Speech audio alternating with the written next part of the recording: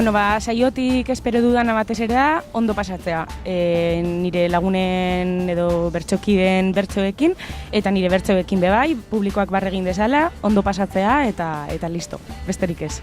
Nire favoritoa, txapelketa berria da, bertsolari gazte pila bat sartu dira, beraz, nik oso argi daukat, Jon Euria da nire favoritoa, eta izango da. Orduan, egurre Jon.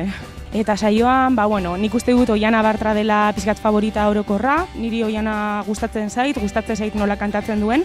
Espero dut saio guai bat egitea, berak, berarentzako eta besteontzako, eta nik uste dut horixe dela favoritoa, eta nik ez dut esango nire burua dela favoritoa.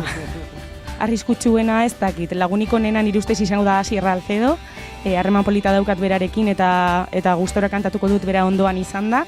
Eta arerioak bezala ez ditut ikusten kontrakoa, elkarren beharra daukagu saio on bat egiteko, orduan kontuz arerio horiek bilatzearekin.